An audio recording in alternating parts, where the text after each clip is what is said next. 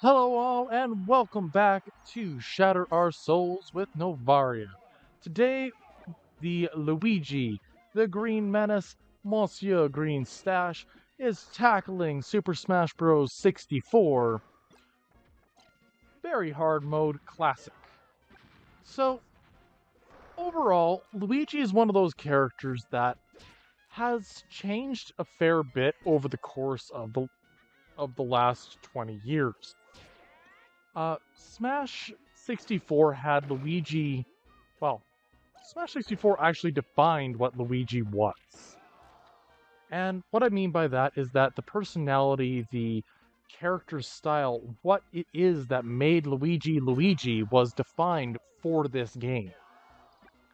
People believe, for the most part, that Luigi has always been this very timid, shy, scaredy cat, shall we say, with oodles of, oodles of potential. But Luigi in Smash 64 kind of started that trend. In Smash 64, Luigi got the dash attack, where he pummels his opponents multiple times while going red in the face because of fright, of fear. And I think that's a really interesting characterization for him because Luigi, throughout the duration of the Mario franchise, actually is stronger and a higher jumper than Mario ever was. Now, this is small thing. This is a small detail. They also brought over that more slippery stopping momentum than Mario.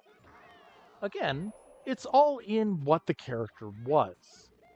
They expanded upon the character a lot in the GameCube era with Super Mario Sunshine's counterpart, Luigi's Mansion, where Luigi effectively had to go through and collect an entire mansion worth of ghosties. And this entire mansion worth of ghosties really solidified that Luigi was a scaredy cat, but was always willing to go the extra mile if need be. Courage is not the absence of fear, it is moving forward in spite of it. And in that regard, I believe that Luigi is truly the most courageous character in the roster of Super Smash Bros. Most characters have a level of, oh yeah, I'm here, let's go, let's do this. Whereas Luigi, there's that hesitation. There is the, I really don't want to be here right now, I don't want to do this right now mentality. And I think that sets Luigi apart from a lot of characters in gaming. Because if you look at virtually every other character, um, look at Link, the bearer of the Triforce of Courage. His whole shtick is that he's supposed to press onward in spite of his fear, in spite of what is going on, in spite of the danger. But there's no characterization, or very limited characterization, to show that there is fear at all. In that regard, there is a very fine line between bravery and, dare I say, stupidity. But Luigi knows the risks. And I think that's what truly sets Luigi apart from his other characters in Smash Bros. Is that willingness to go the mile in spite of the fear. Now, as far as moveset goes, Luigi's primary changes are pretty minimal. The addition of the side B, which is, of course, um, the Luigi missile, where he throws himself head on into danger and delivers a massive headbutt to whatever opponent happens to be in his way. The other major bonus that came for Luigi is in the form of the grapple, or the grab attack. In the later games, I believe it was Smash 4 or Ultimate that introduced this, the Poltergust 3000 became a staple of Luigi's kit. This staple of Luigi's kit fires off the vacuum nozzle at his opponent and throws him around. It honestly gives Luigi one of the most broken and ridiculous distances on a grapple in this franchise altogether, with the only competition being characters like Samus, who has the grapple lasso as well. Ow. Lightning bolts, you were trying to fry a fish. How dare you? Get down. No, I said get down, Pikachu. Yeah, that works. So, overall, I believe that Luigi is one of those characters that actually fits better as a kind of more unique character, shall we say.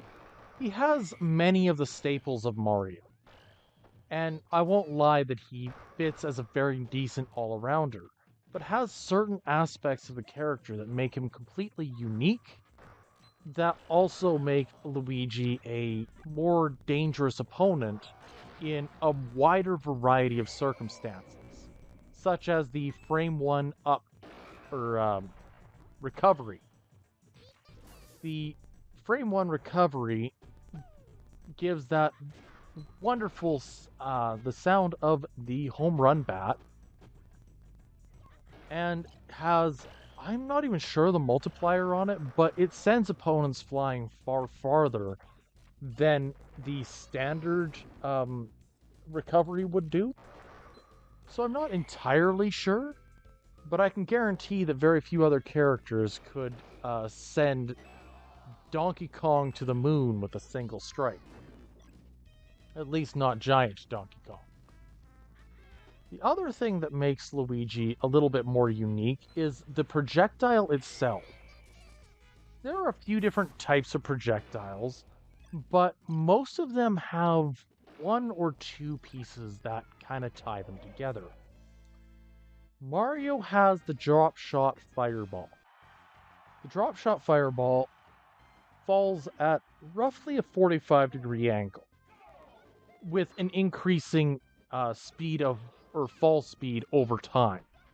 Luigi's, on the other hand, is directly vertical, something that allows for a, shall we say, it prevents a different angle of approach when edge guarding, and also guarantees, well, theoretically, allows for easier access and easier edge guarding and aiming with the weapon or with the ability as well. I unfortunately have had way more practice with Mario's, so I always find that I struggle with Luigi's directly vertical attack.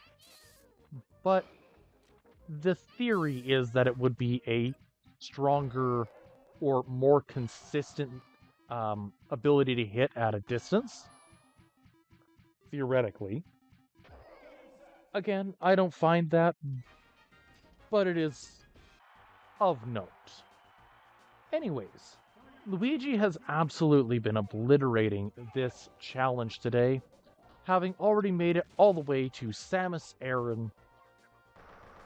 And honestly, that's to be expected for Green Stash.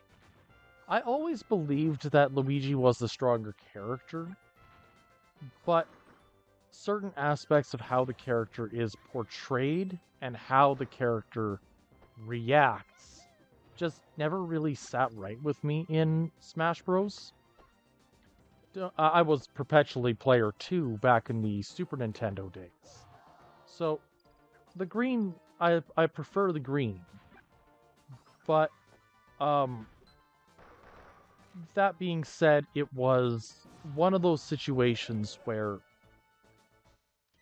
what the character was and what I'd hoped for didn't quite match up in the end. And we're on to the next battle with the Metal Mario. Metal Mario is, again, one of the roadblocks of this challenge. But unlike some characters, Metal Mario is one of the roadblocks of the challenge. And it comes from the lack of flinching. It comes from the lack of, I suppose it comes from the difference in how the character functions as a heavyweight. So the issue is that if we look at weight classes in Smash and Smash Ultimate, there are a couple things that come to mind. Notably that Smash Ultimate has characters like Bowser and Ganondorf, which are the supreme heavyweights. They are the most beastly characters. They hit hard and they can take a hit fairly reasonably. And this is all well and good. 3 lives left. But the issue with dealing with Metal Mario is that Metal Mario is built as a middle lightweight. It's not as light as, let's say, Kirby or Sora, but he's designed as a character that is closer to a middleweight character. This means that he's got faster hits and more consistent movement, but lacks some of the details that make the character as strong as it would ordinarily be. It lacks recovery is about the only thing it lacks. Anyways, as with Mario, we're going to be spamming the down B or down special because the spin attack, which is still a part of Luigi's kit to this day, while it has a different angle than Mario's, it still has the effectiveness. 85% of it. It is technically less likely to succeed as a result of 2 to 3 pieces of information, depending on how you look at it. Attacks that send enemies at a higher angle have a tendency to struggle in Smash. And this is for those that don't necessarily have... This information is not necessarily for the individuals who play the game all the time, but more for flavor text, shall we say. The point I'm getting at when I say that is that if we have a character who has a very high angle, the opponents will have an easier time coming back from it, an easier time recovering afterwards. Whereas an attack that has a very low angle not only has you contending for distance, or with the distance in mind, but also means that you have less chance of getting back to the side because of the danger of how the game functions as a whole.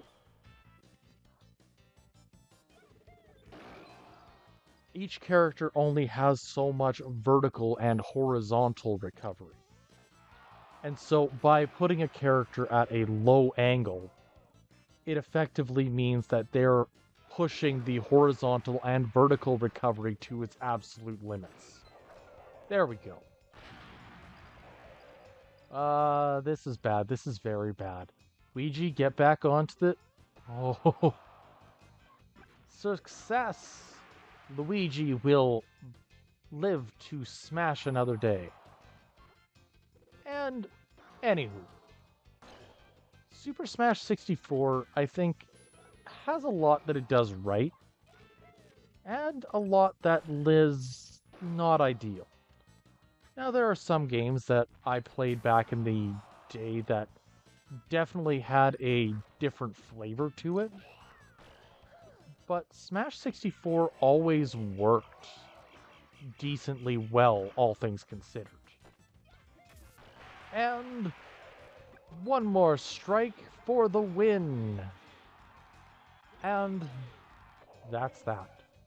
With this, only one more battle remains. The battle against Master Hand. Now, I'll admit, at this point, 10 characters have completed this challenge. And if I were to do anything different, it would be that I would reduce the difficulty of the challenge depending on the number of success and or failures that happen throughout.